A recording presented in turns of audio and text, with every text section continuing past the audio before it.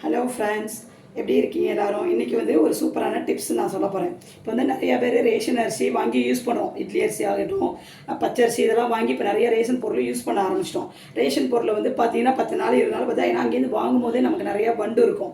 ஏன்னா அது பியூராக இருக்குது. அதில் வந்து ரொம்ப கெமிக்கல் அந்த மாதிரி சேர்க்காதனால சீக்கிரமாக வண்டு வச்சிரும், புழு வந்துடும். கெமிக்கல் கலந்ததில் பூச்சி வராது, வண்டு வராது, புழு அவ்வளோ சீக்கிரம் வராது. அது நேச்சராக இருக்கிறனால தான் அதில் புழு வந்துடுது. இப்போ அந்த வண்டு புழு வைக்காமல் இருக்கிறதுக்காக நம்ம பிரிஞ்சி இலை, வேப்பலை, வேப்பங்குச்சி இதெல்லாம் போடுன்னு சொல்லுவோம். அந்த வேப்பலை என்ன ஆகும், ஒரு குறிப்பிட்ட நாள் அப்போ தான் உதிர்ந்து கொட்ட ஆரம்பிக்கும். பார்க்க போனால் நம்ம டக்குனு அது இருக்கும்போது கழுவுறதுக்கோ புடச்சோ யூஸ் பண்ணுற மாதிரி அந்த இலை நொறுங்கி போயிடும். ஆனால் அதை விட ரொம்ப சிம்பிளாகவும் நமக்கு ஈஸியாகவும் இருக்கிறது கிடைக்கக்கூடியது இந்த கொட்டாங்குச்சி. இதை நம்ம என்ன பண்ணுவோம், தேங்காயோட சரடுன்னு சொல்கிறோம் இல்லையா, தேங்காயை வாங்கி யூஸ் பண்ணதுக்கப்புறம் அந்த ஈரம் போக வெயிலில் காய வச்சிடணும். காய வச்சுட்டு அந்த இதை வந்து இதுமாரி அரிசிக்குள்ளார எந்த அரிசியில் வேணாலும் நம்ம சாப்பிட்ற அரிசி யூஸ் பண்ண பார்த்தீங்கன்னா அதுலேயும் நீங்கள் யூஸ் பண்ணி பார்க்கலாம்.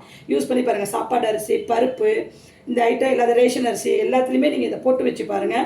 வண்டே வைக்காது. நம்ம யூஸ் பண்ணி க்ளீன் பண்ணி தான் வைப்போம். நம்ம இப்போ கடை அரிசி வாங்கினா அது சுத்தமாக தான் இருக்கும். அதில் இந்த கொட்டாங்குச்சியை நீங்கள் போட்டு வைங்க, வண்டே வைக்காது.